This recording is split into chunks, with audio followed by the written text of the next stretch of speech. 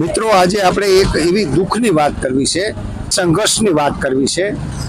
એક રેલવે કર્મચારી કે તેમની સાથે કેવો અન્યાય થયો છે, તેમનો કોઈ વાંક નથી, કોઈ ગુનો નથી, છતાં પણ ઉપરના અધિકારીઓએ તેમને ડિસમિસ કરેલ છે। તેઓ કોર્ટમાં પણ ગયેલા છે, પરંતુ તેમને ન્યાય નથી મળ્યો અને તેમની પાસે પુરાવા રૂપે જે તેમની પાસે ફાઇલ છે એની ઉપરથી સ્પષ્ટ જણાઈ આવે છે કે નાગજીભાઈનો કોઈ દોષ નથી। આ પરિસ્થિતિ આપણી સમાજના કર્મચારીઓને ભોગવવી પડે છે।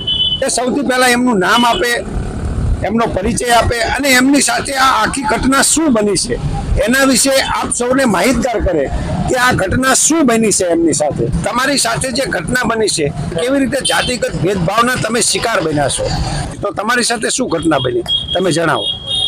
મારું નામ નાગજીભાઈ શંકરભાઈ રાઠોડ છે અને હું રેલવે મોરબી કોલોનીમાં સુરેન્દ્રનગર રહું છું મારા પરિવાર સાથે। અને આ જે મારા સુપરવાઇઝર અધિકારીઓ મને નોકરીમાં બહુ હેરાન કરતા બહુ જ હેરાન કરતા હતા। અને આ બાબતે મેં ઉપલા અધિકારીને રજૂઆત કરી, પણ ઉપલા અધિકારીએ, હું અનુસૂચિત જાતિનો વાલ્મીકી સમાજનો છું એટલે મારી કોઈ વાત ધ્યાનમાં આજ સુધી લીધી જ નથી, કોઈ સાંભળવા તૈયાર જ નથી। અને રાજકોટ ડિવિઝનના, વેસ્ટર્ન રેલવે રાજકોટ ડિવિઝનના અધિકારીઓ મને ખૂબ જ એક જાતિ ભેદભાવ, નાનો કર્મચારી સમજીને મને ખૂબ હેરાન પરેશાન કરેલો હોય। આ બાબતે મેં રાષ્ટ્રીય અનુસૂચિત જાતિ જનજાતિનો રજૂઆત કરેલી, આયોગને રજૂઆત કરેલી કે મને આવી રીતે હેરાન કરે છે, પરેશાન કરે છે। અને રાષ્ટ્રીય અનુસૂચિત જાતિના અધિકારીઓએ રેલવેના ડીઆરએમ સાહેબને પત્ર લખેલો, છતાંય એના પત્રનો કોઈ જવાબ દીધો નથી અને હેરાન કરવાનું ચાલુ જ રાખ્યું છે। આ લડત તમે કેટલા ટાઈમથી અહીંયા બેઠા છો? આ લડત માટે હું 6 વર્ષથી અહીંયા બેઠો। મિત્રો, સુરેન્દ્રનગર કલેક્ટર કચેરીએ નાગજીભાઈ 6 વર્ષથી બેઠેલા છે અને આ એમનો સંઘર્ષ તમે જુઓ, હજી આ સંઘર્ષ એમનો ચાલુ જ છે। તો તમારી સાથે આ જે ઘટના બની, બરોબર, એમાં એની શરૂઆત કેવી રીતે થઈ? શરૂઆત એવી હતી કે આ લોકો મને ખૂબ પરેશાન કરતા હતા અને બીજા જે સફાઈ કામદાર હતા એ લોકો કામ નતા કરતા, સફાઈનું કામ નતા કરતા અને એમનું કામ અમારી પાસે કરાવતા। આ બાબતે હું રજૂઆત કરવા ઓફિસમાં ગયો, મારા સુપરવાઇઝર પાસે રજૂઆત કરવા ગયો કે ભાઈ આ સફાઈવાળામાં ઓર્ડર લઈને આવ્યા છે અને છતાંય આ લોકો કામ કરતા નથી।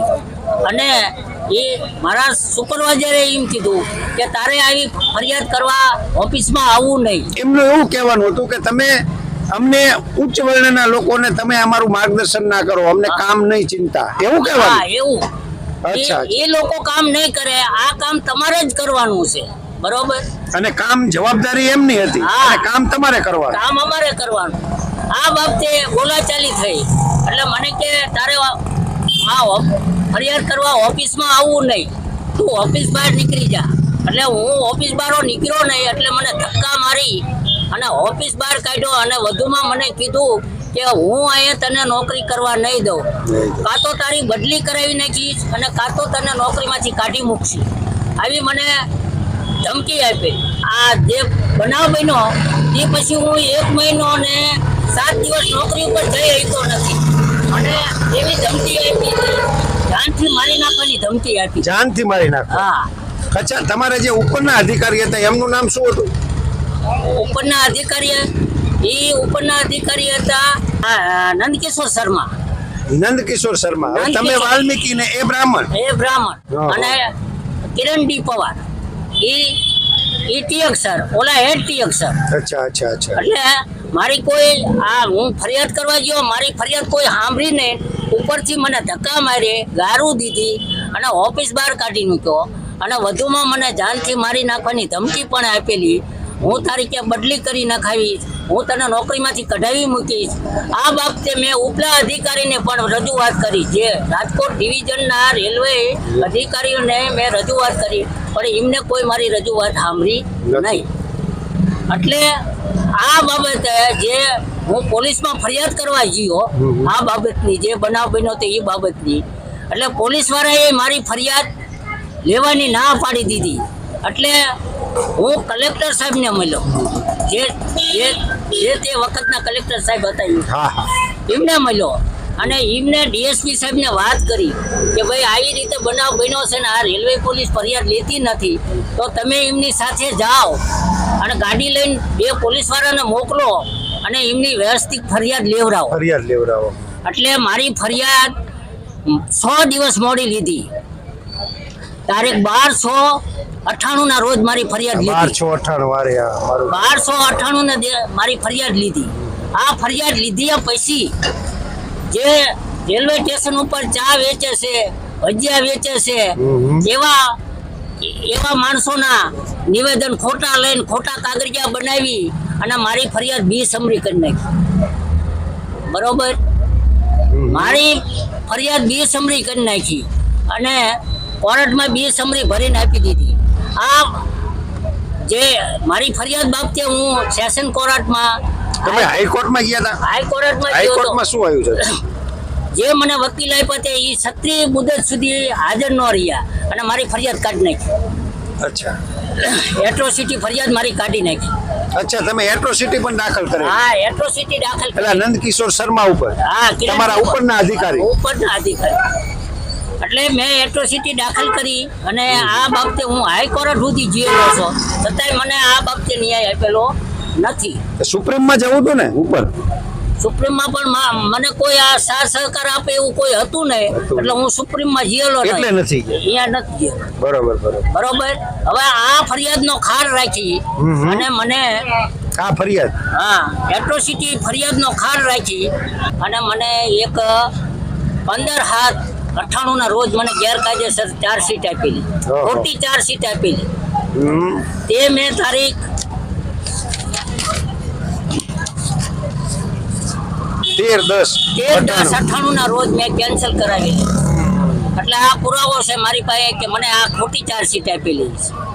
ત્યાર પછી આ એટ્રોસિટીનો ખાર રાખી અને મારી અમદાવાદ 31/8/98 ના રોજ મારી બદલી કરી નાખી. સુરેન્દ્રનગરથી અમદાવાદ બદલી કરી નાખી. અને અહીંયા મને મારી નાખવાના કાવતરા ગોઠવેલા, એટલે હું આ બદલીનો ઓર્ડર લઈને અમદાવાદ ગયો નહીં અને મેં આ બદલીનો ઓર્ડર કેન્સલ કરવા માટે રેલવેના અધિકારી સામે ભૂખ હડતાલ કરેલી.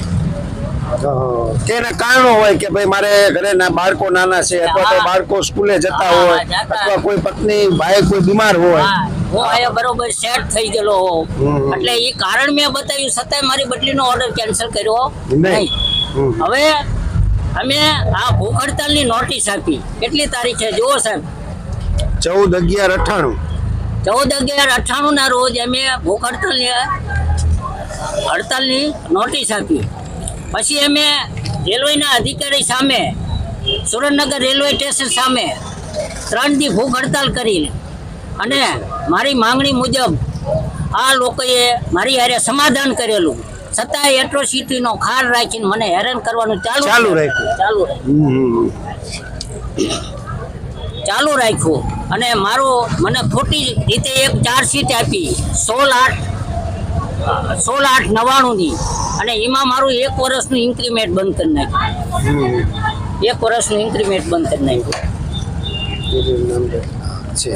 1 વર્ષનું સાહેબ ઇન્ક્રીમેન્ટ બંધ કરીને 16/8/99 ના રોજ 16/8/99 ની ખોટી ચાર્જશીટ આપી અને મારું 1 વર્ષનું ઇન્ક્રીમેન્ટ બંધ કરી નાખ્યું. આ માટે મેં ઉપલા અધિકારી સિનિયર ડીએમઈ, જે અમારા રાજકોટ ડિવિઝનના ઉપલા અધિકારી સિનિયર ડીએમઈ, એને અપીલ કરી, પણ મારી અપીલ કોઈ માન્ય રાખી નહીં. ત્યાર પછી મેં ડિવિઝન રેલવે મેનેજરને અપીલ કરી, તો રેલવે ડિવિઝને મારી અપીલ કોઈ માન્ય રાખી નહીં. આ સિનિયર ડીએમઈ સાહેબે અપીલ કરી હતી, સિનિયર ડીએમઈ, તો એમને મારી અપીલ માન્ય ન રાખી. આ પછી ડિવિઝન રેલવે મેનેજરને અપીલ કરી, તો ડિવિઝન રેલવે મેનેજરે મારી અપીલ માન્ય રાખી નહીં. પછી મારે ન છૂટકે કોર્ટમાં જવું પડ્યું, નામના ટ્રિબ્યુનલ કોર્ટમાં.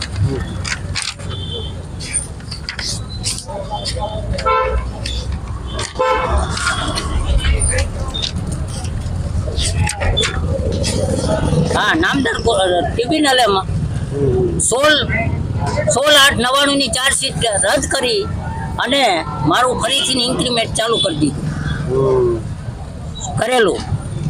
છતાંય આ લોકોને સંતોષ ન થયો અને ઉપલા અધિકારી સિનિયર ડીએમઈ કે નારાયણ, જે સુરેન્દ્રનગર ઇન્સ્પેક્શન કરવા માટે આવેલા, એને અમારી ઓફિસમાં બોલાવ્યા, કેરેજ ઓફિસમાં બોલાવી અને નંદકિશોર શર્માએ મારી વિરુદ્ધ ચડામણી કરી અને મને ખોટી રીતે સસ્પેન્ડ કરાયેલો. ડિસમિસ કરવામાં આવ્યા. સસ્પેન્ડ પહેલા સસ્પેન્ડ કર્યા. પહેલા સસ્પેન્ડ કર્યા. એ 11/8 મને સસ્પેન્ડ કર્યો, 11/8/99 11/8/99 સસ્પેન્ડ નંદકિશોર શર્માના કહેવાથી મને સસ્પેન્ડ કર્યો. પછી આ સસ્પેન્ડમાંથી મને હટાવી, સસ્પેન્ડમાંથી મને હટાવી અને 20/9/99 ના રોજ મને નોકરી ઉપર તરત બોલાયો. હા, 20/9/99 ના રોજ મને નોકરી ઉપર બોલાયો. હું મારી નોકરી ઉપર તરત ચડી ગયો. પછી મને 16/9/99 ની ચાર્જશીટ આપી. 16/9/99 ની ચાર્જશીટ આપી. એમાં મારો રિપોર્ટ કરેલો. કઈ તારીખ?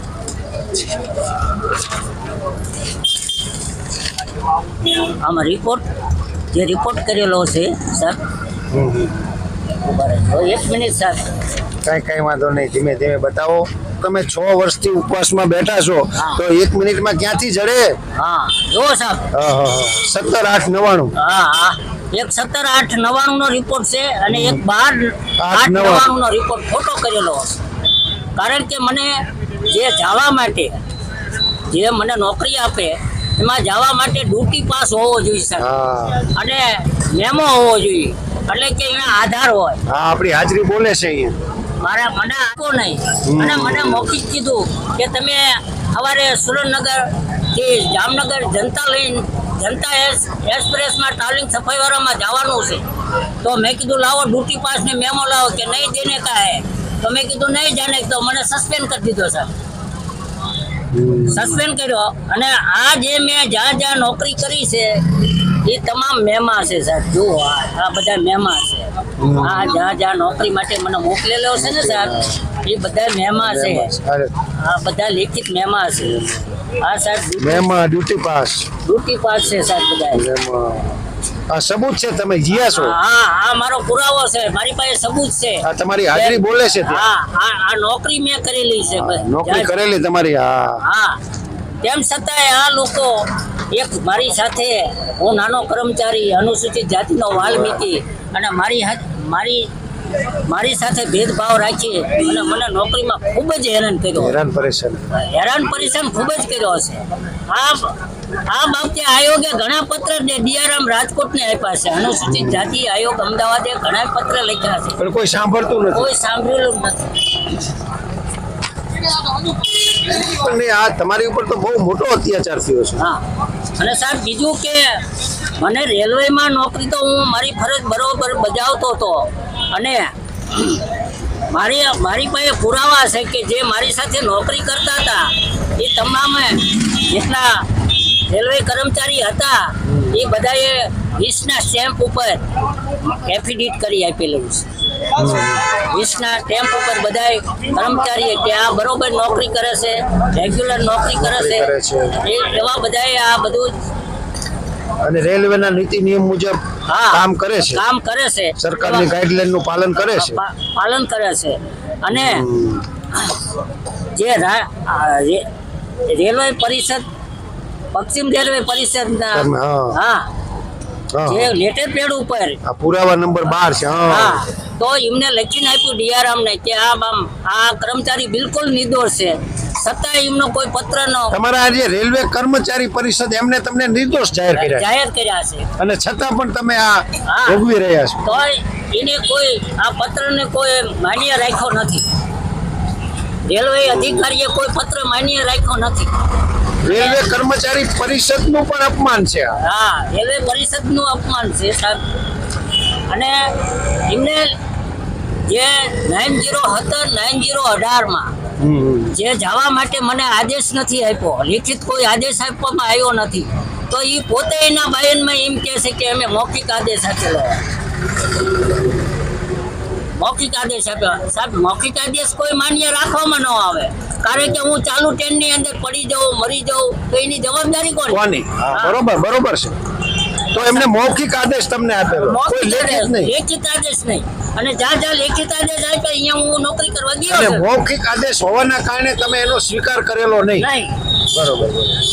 હવે સાહેબ આ બાબતે મેં ફરીને જે ઇન્કવાયરી ઓફિસર બેઠા હતા, જે મારા બચાવ તરીકે રેલવે સ્ટેશન માસ્ટર બેઠા હતા, તો એ બે મળી અને ખોટી ઇન્કવાયરી કરતા હતા સાહેબ. ખોટી, મને કોઈ પૂછપરછ નતા કરતા, મારા કોઈ પુરાવા જોયા નથી, છતાંય ખોટી ઇન્કવાયરી કરતા. એટલે મેં ચાલુ ઇન્કવાયરીમાં સાહેબ લખીને આપી દીધું કે ભાઈ મને આ ઇન્કવાયરી મંજૂર નથી, મને ફરીને ઇન્કવાયરી આપો. ફરીને ઇન્કવાયરી મને આપીને મને 17/11/2000 રોજ નોકરીમાંથી છૂટો કરી દીધો. સીધા જ છૂટા કરી દીધા. છૂટા કરી દીધા, સીધો ડિસમિસ કરી દીધો. પણ મેં આર્મીની અંદર એ ફરજ બરોબર બજાવેલી છે. એટલે રેલવેમાં મને ડિવિઝન રેલવે મેનેજરે 600 રૂપિયા કેશ એવોર્ડ પેશન્ટ ડીપીસી મારફત મને આપવામાં આવેલો છે. અને ત્યાર પછી 97માં મને પ્રધાનમંત્રી ડે પરેડમાં દિલ્હી ખાતે બોલાવેલા, અને હું 3 મહિના દિલ્હી રોકાણો અને મને પ્રધાનમંત્રી તરફથી એવોર્ડ મેડલ મળેલો. એવોર્ડ મેડલ તમને આપવામાં પ્રધાનમંત્રી તરફથી એવોર્ડ મેડલ મને આપવામાં આવેલો. છતાંય મને સન્માનિત કરેલો છે, મેં એવોર્ડ લીધેલા, છતાંય મને આ વાત કોઈ અધિકારી ધ્યાનમાં લેતા નથી અને મને ન્યાય આપતા નથી. પ્રધાનમંત્રીએ તમારું સન્માન કર્યું. પ્રધાનમંત્રીએ મારું સન્માન કર્યું, ડિવિઝન રેલવે મેનેજરે મારું સન્માન કરેલું છે. અચ્છા. છતાંય મને ખોટી રીતે નોકરીમાંથી ડિસમિસ કરી અને અત્યારે હાલ હું મારા બૈરા છોકરાનું કોઈ ગુજરાન મજૂરી કરીને ગુજરાન ચલાવી છે. અને મને તમારી જેવા કોઈ સપોર્ટ કરે તો મારી આ વાત આગળ વધે અને મને ન્યાય મળે. ચોક્કસ. હવે સાહેબ મને ડિસમિસ કર્યા પછી હું નામદાર ટ્રિબ્યુનલ કોર્ટમાં ગયો. નામદાર ટ્રિબ્યુનલ કોર્ટે કીધું કે ભાઈ તમે જે ઇન્કવાયરી કરી છે, એકતરફી કરી છે અને આ ઇન્કવાયરી ફરીને તાજી કરવી, અને તે તમે જે એને ચાર્જશીટ આપી છે એ ગેરકાયદેસર જાહેર કરવામાં આવે છે, તો એમને ફરી અને તાજી ઇન્કવાયરી કરો. છતાંય ઇન્કવાયરી કરી નહીં અને મને 17/11 ઇન્કવાયરી નો કરી. છતાંય કોર્ટનો આદેશ હતો, તો કોર્ટના આદેશનું પણ અપમાન કર્યું. પહેલા તો જાણે તમારું જે પશ્ચિમ રેલવે કર્મચારી પરિષદ આવે એનું પણ આ લોકોએ અપમાન કર્યું. અને આ જ્યારે તમે કોર્ટમાં ગયા, હાઈકોર્ટમાં, તો હાઈકોર્ટના આદેશનું પણ એમને અવહેલના કરી અને એનું પણ અપમાન કર્યું. હવે સાહેબ આ ટ્રિબ્યુનલે જે મારી ઉપર જે આરોપ લગાડેલા હતા 17/11/2000 રોજ મને ડિસમિસ કરી નાખવામાં આવેલો હતો, એની અંદર જે આરોપ લગાડવામાં આવ્યા હતા એ તમામ આરોપ નામદાર ટ્રિબ્યુનલે રદ કરી નાખેલા અને